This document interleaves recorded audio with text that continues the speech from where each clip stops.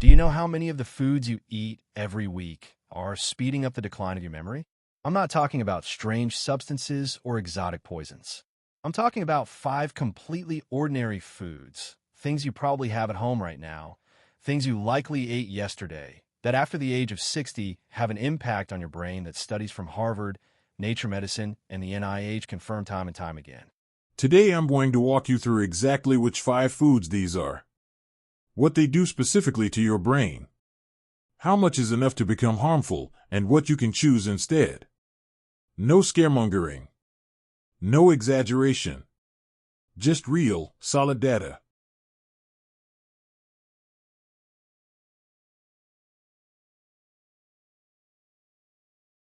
From the age of 60 onwards, the brain undergoes changes that make it particularly sensitive to what you eat. It's not that diet didn't matter before. It's that it matters considerably more now. Much more. The brain after 60, more vulnerable, yet also more responsive.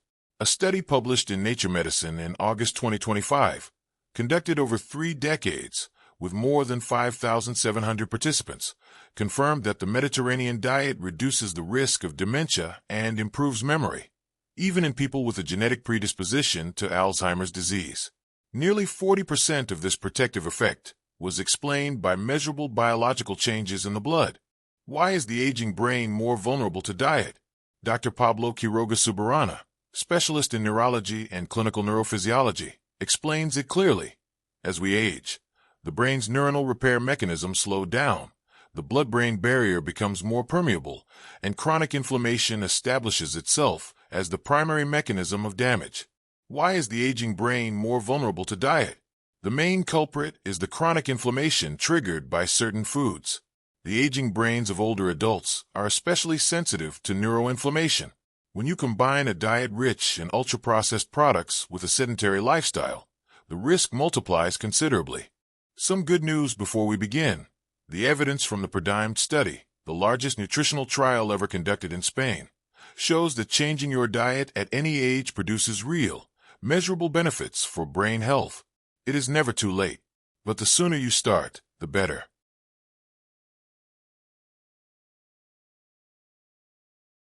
When I talk about sugar, I'm not referring to the spoonful you consciously add to your morning coffee.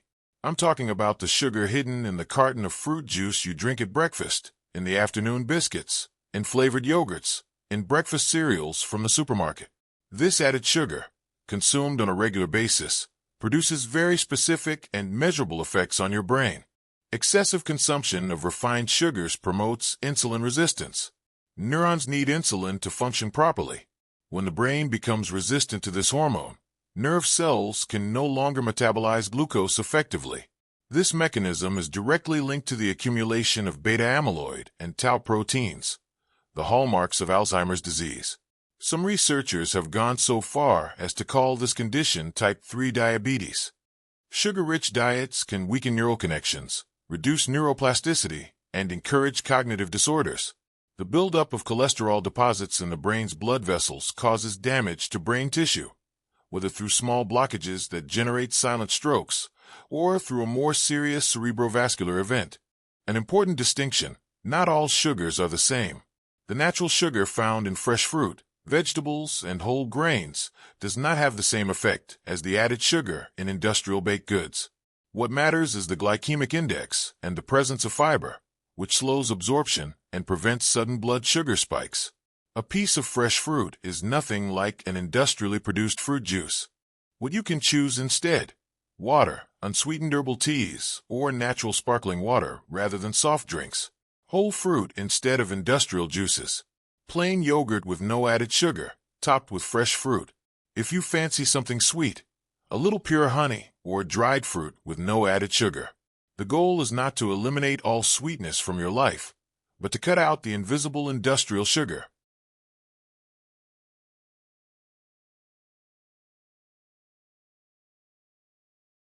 When I say ultra-processed, I don't mean everything that comes in packet. I mean products that contain ingredients you would never find in your own kitchen. Artificial colorings, emulsifiers, synthetic flavorings, stabilizers. The NOVA system, the international scientific standard for classifying foods, defines them as products engineered to be irresistible, long-lasting, and very cheap to produce. And the evidence that they are particularly damaging to the aging brain continues to grow. A follow-up study involving nearly 500,000 people across England, Scotland, and Wales found that for every 10% increase in ultra-processed food consumption, the risk of dementia rose by 25%. And a Brazilian study with 10,775 participants discovered that obtaining just 20% of daily calories from these products was associated with cognitive decline that was 28% faster. You simply do not find foods that are simultaneously rich in both sugar and fat in nature. That is precisely the hallmark of ultra-processed products. Add salt, artificial flavorings, and vivid colors, and the brain simply loses all control over these foods. Ultra-processed foods affect the brain through 3 simultaneous pathways. First, chronic inflammation. The excess of salt, sugar, and unhealthy fats continuously activates the immune system, damaging neurons in the process. Second, the microbiome. They disrupt the gut flora, and the gut communicates directly with the brain via the vagus nerve. Third, insulin resistance. The same mechanism we saw with sugar, but amplified by the combination of ingredients. The NOVA classification distinguishes between processed foods, such as tinned tuna, cheese, artisan bread, or olive oil, and ultra-processed ones. The former are not the problem. The issue lies with NOVA Category 4, products with artificial additives designed to maximize consumption. Learn to read labels. If there are more than 5 ingredients, and some of them are unfamiliar to you, that is a warning sign worth heeding. The practical rule, inspired by Dr. Michael Pollan. Shop around the perimeter of the supermarket: fruits, vegetables, fresh meat, legumes, fish. Cook with ingredients your grandmother would have recognized. If you buy something packaged, choose products with fewer than 5 ingredients, all of them recognizable. For snacking, walnuts, almonds, fresh fruit.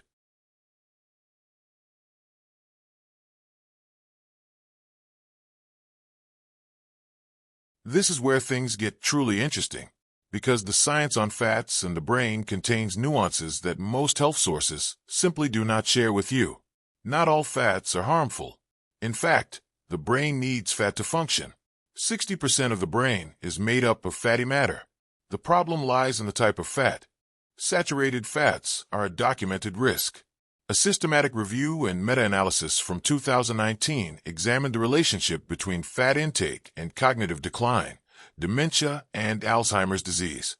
It concluded that total fat intake, as well as monounsaturated and polyunsaturated fats, were not associated with Alzheimer's. However, saturated fats were clearly associated with a greater risk of cognitive function decline. Saturated fats damage the brain.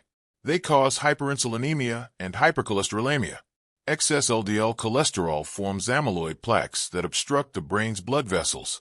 These blockages generate silent microstrokes, small lesions that go unnoticed at the time, but which, accumulated over the years, produce vascular cognitive decline and increase the risk of dementia. The buildup of cholesterol plaques in the brain's vessels can lead to a silent stroke or a more serious cerebrovascular event. Trans fats are the most dangerous of all. If saturated fats are already problematic, trans fats are frankly the worst for the brain.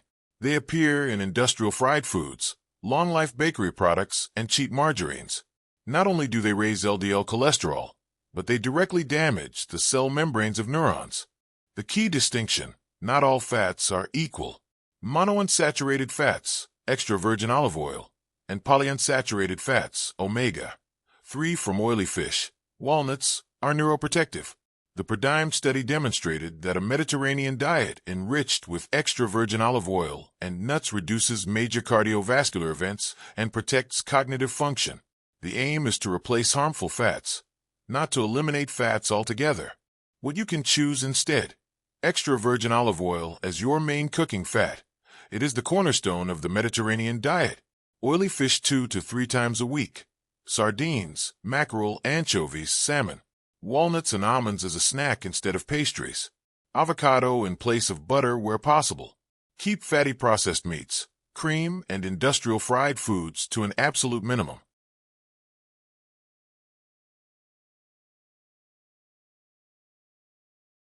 This is the most sensitive point of all.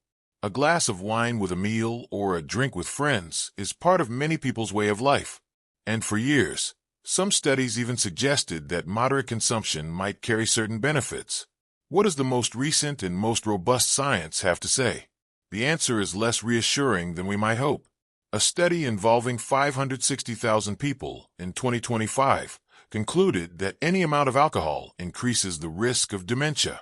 A study published in BMJ Evidence-Based Medicine, September 2025, followed approximately 560,000 people in the United Kingdom and the United States over several years. Stephen Burgess, statistician at the University of Cambridge, stated, "For anyone who chooses to drink, our findings suggest that higher alcohol consumption leads to a higher risk of dementia." Tara Spires-Jones, director of the Center for Brain Sciences at the University of Edinburgh, added that fundamental research in neuroscience has shown that alcohol is directly toxic to neurons. Excessive alcohol consumption is harmful to the brain and can lead to problems with memory and thinking. Heavy drinkers died on average 13 years earlier than those who had never consumed alcohol. The nuance that science still debates. A systematic review in Science Direct, 2022, focusing on people over 60, found that zero or excessive consumption was associated with greater cognitive decline than moderate consumption, fewer than 14 units per week for men, 7 for women. Miami Jewish Health notes that heavy drinkers who reduced to moderate consumption experienced an 8% decline in dementia and a 12% lower risk of Alzheimer's. The honest message: if you drink, less is better. And if you don't drink, there is no reason whatsoever to start. On what you can do, there is no proven safe dose for the brain. But if you drink socially, the 2020 to 2025 dietary guidelines establish a maximum of 2 drinks per day for men and 1 for women. Alcohol-free days throughout the week are essential for neuronal recovery. Remember, the brain has a genuine capacity for recovery, even if you begin reducing your intake today.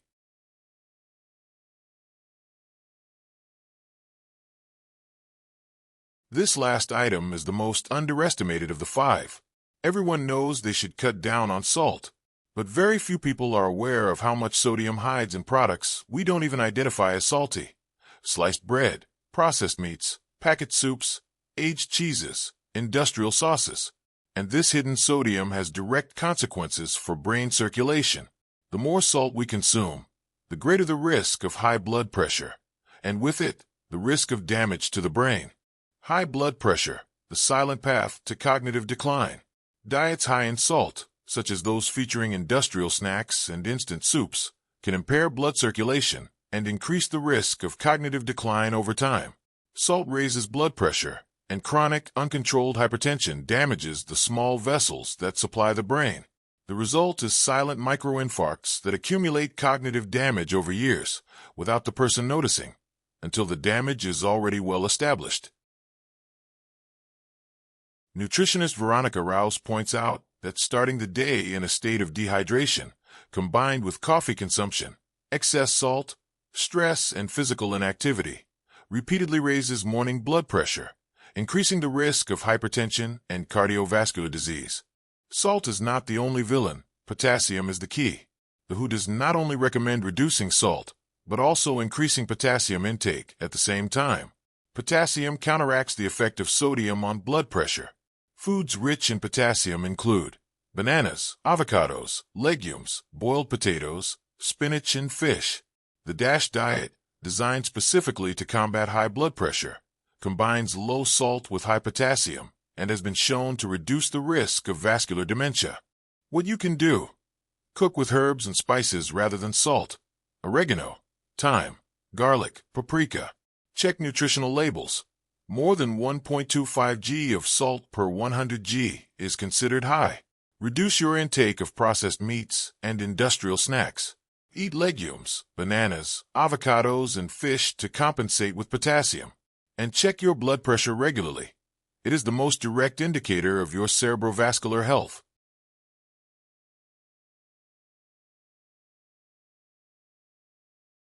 Let us bring everything together. The 5 foods we have looked at: added and industrial sugar, which generates cerebral insulin resistance; ultra-processed products, which accelerate cognitive decline up to 28% faster. Saturated and trans fats, which form plaques and damage the brain's blood vessels. Excess alcohol, which the most recent science confirms is directly toxic to neurons. And hidden salt, which fuels high blood pressure and silently destroys the brain's blood vessels. But I want to finish with what truly matters. Not with what you need to avoid, but with what you need to add. Because the 2025 Nature Medicine study demonstrated that the Mediterranean diet reduces the risk of dementia and improves memory, even in those with a genetic predisposition.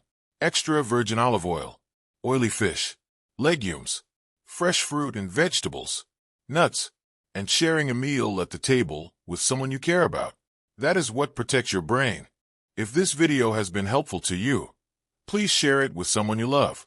A family member, a friend, your partner.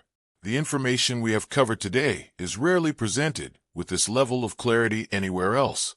And if you would like to find out which 5 morning habits are most damaging to the heart after the age of 60, that will be our next episode. Until then, take good care of yourselves.